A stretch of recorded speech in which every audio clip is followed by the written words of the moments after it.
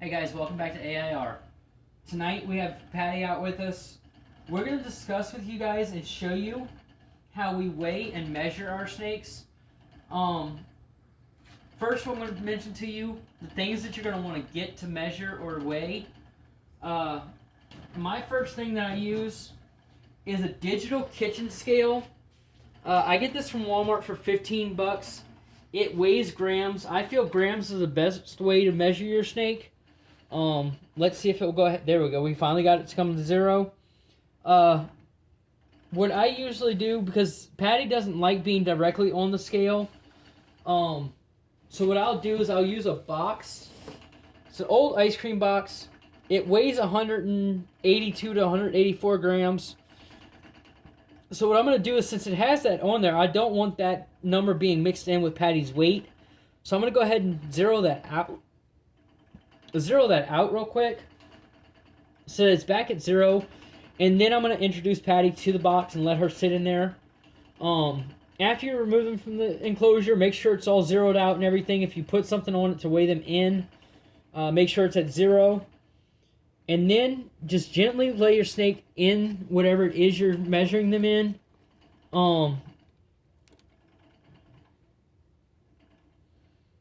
So as you guys can see, it's saying 209. I know Patty actually weighs 210, but she's moving around in the box.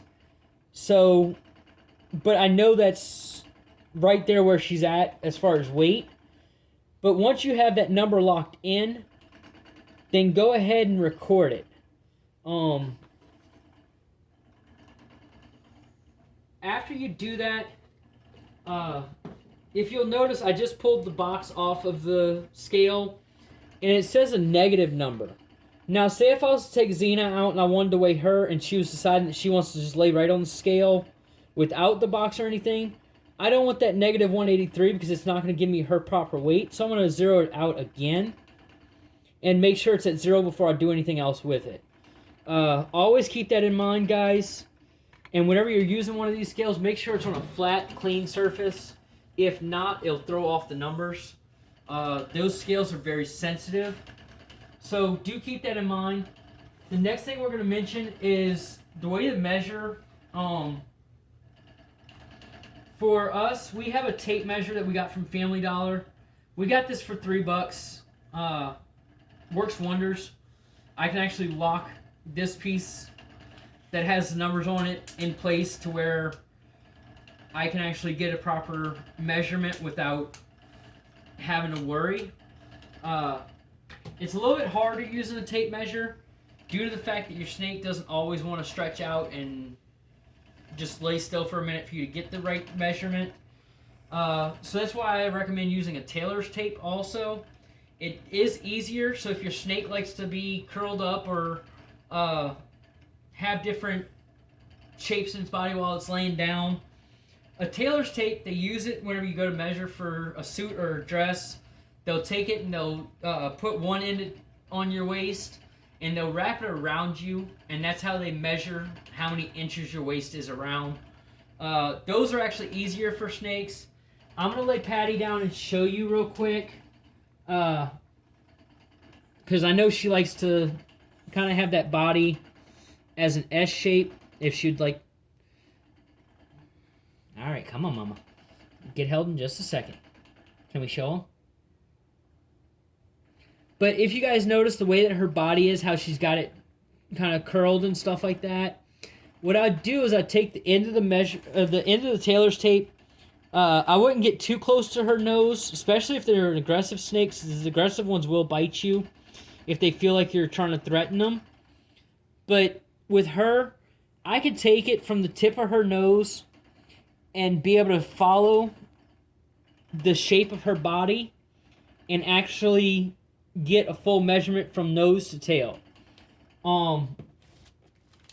Now, with a tape measure, always make sure you have a secondary person with you. I know what her size is, so I'm just going to put it out 30 inches. She's not that big, guys, so it's not really going to be needing that much. But with her, she's a little bit temperamental whenever it comes down to measuring like this. So I'm going to kind of coax her out to let her stretch out. As you can see, she's like, nope, Dad, I don't want to. As you guys can see, I'm not holding her tight. I'm not trying to squeeze her to make her do this. As you can see, she's moving her head to where she's wrapping up. But whenever you have that secondary handler, have them hold the main mechanism of the tape measure so it doesn't hit your snake, or so they can move it out of the way if your snake starts to get antsy or darty or anything, so it doesn't injure your snake. As you can see, Patty is trying to be a little bit of pain in the butt today. But if you have somebody that's scared of snakes, let them hold the tape measure so that they don't have to touch the snake if they're afraid of them. One, you don't want them to be grabbing the snake anywhere and the snake go to move or something and they freak out. Yeah, Patty's not going to really let me do it. She's not but I know she's at 23 inches, guys. But whenever you do it, don't let them touch the tape measure. Keep them away from it to where if they do try to go and curl around it or something, they don't hurt themselves on it. But go from the very tip of the nose, close to the end of the tape measure, to the very tip of their tail, and record that number. I usually do this once, twice a month to give my snakes a chance to grow and stuff like that. I usually do about twice every month due to the fact that I don't want to get her size today and then turn around 6 months later and she's done gained 15, 20, 30 inches, and then I'm wondering how long or how much she grew each month to get to that size. So I keep track of it pretty regularly. But whenever you have a secondary handler with a tape measure like this, guys, please keep this in mind. I'm actually going to hold this on this end. I'm going to hold Patty away from it so that you guys can kind of see. But there's a little locking switch right here where Amber's finger is. If your other handler is handling it, please have them hold on either side of your tape measure. Do not let them buy that lock. Because if they accidentally hit that and it pops back, it's going to hit your snake or it's going to hit you or hit them. And it can cause injury. So I'm going to have Amber actually hit that button. And I'm going to have her remove her finger from over the button. Let me let go of it. But as you can see, she's got a hold of the sides. If I let this go, it automatically pops back in. That hits your snake, it hits you, or it hits your handler, it's going to injure somebody. So please make sure that whenever they're handling that, they don't hit that lock button.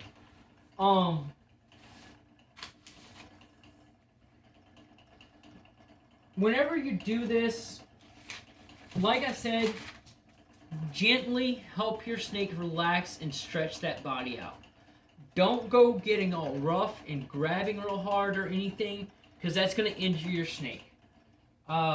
They have very sensitive structure to where they can get injured easily if you're rough with handling. Don't force them to do it. As you guys can see in this video, I didn't force Patty to measure. I know what she measures at right now. I have it recorded. We just did a measurement just the other day, so it's... Well, actually, I did it like 3 days ago. Yeah, so it's not that long ago that I measured her, so I know what she measures at. But as you can see, she was getting kind of antsy, so I didn't force her or try to make her stretch out. Once I seen that she wasn't willing to do it and that she didn't want to stretch out, I just left her be. Because I don't want to stress her out and I don't want her to get hurt. So keep that in mind whenever you're doing this. Our next video is going to be on proper feeding and rest period. It's going to be a 2-part video. I'm going to do a live feeding with Xena, where I feed her a live mouse or a rat. And then I'm going to do frozen thawed with Patty, which is a little bit different. If you're a first-time handler or a first-time ball python owner, don't do like I do and feed by hand. I have years of experience. I love these guys. I trust my snakes very much. That's why I do live feedings by hand. You are bound to get bit.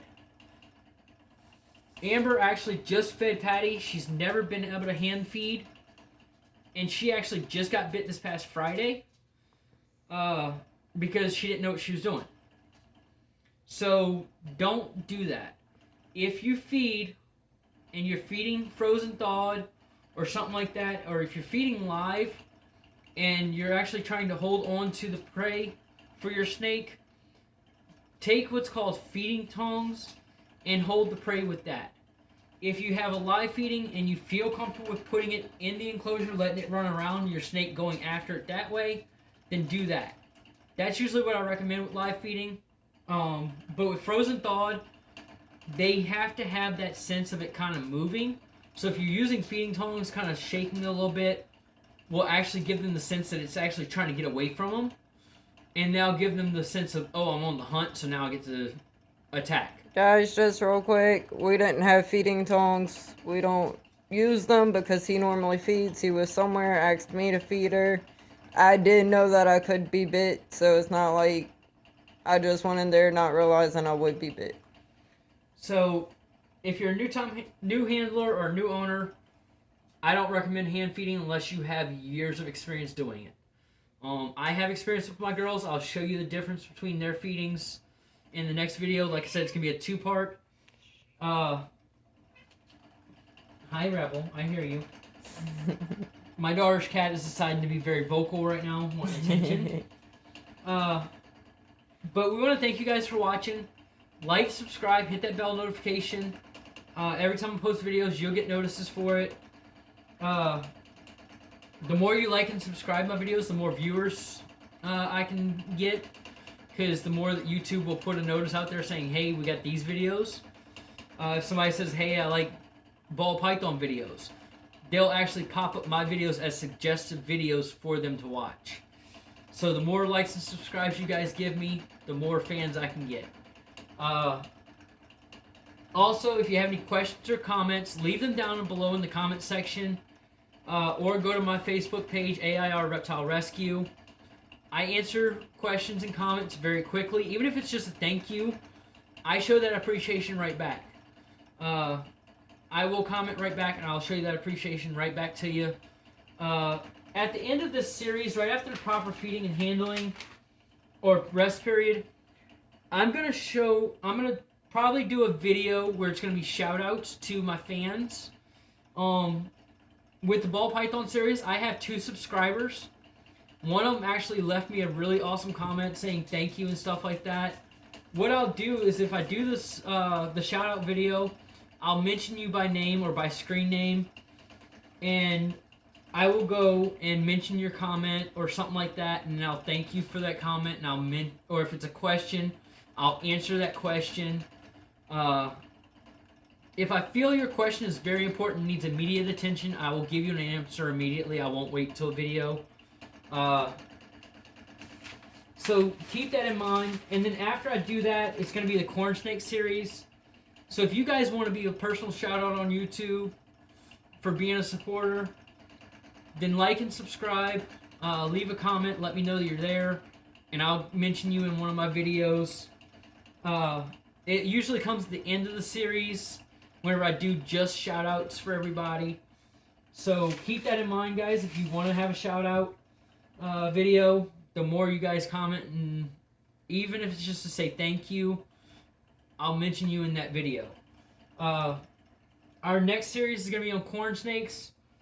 We're going to talk about in the first video for the corn snake series is going to be the why they're called the corn snake and the fun facts about them.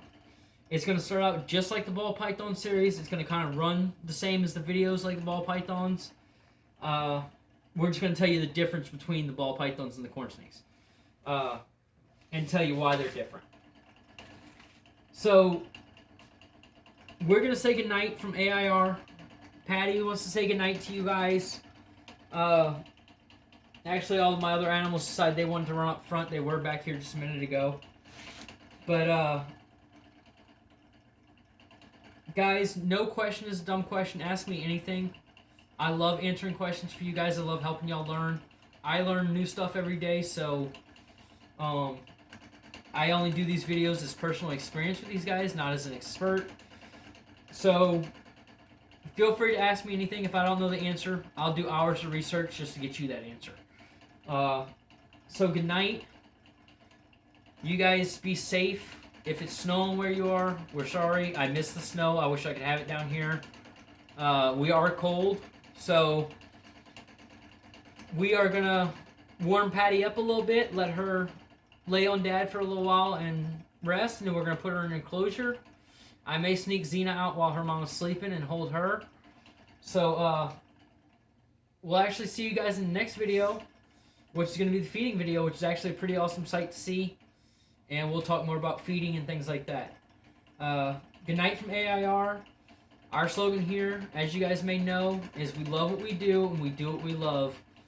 And that is so true in our videos and our care of our animals. Good night.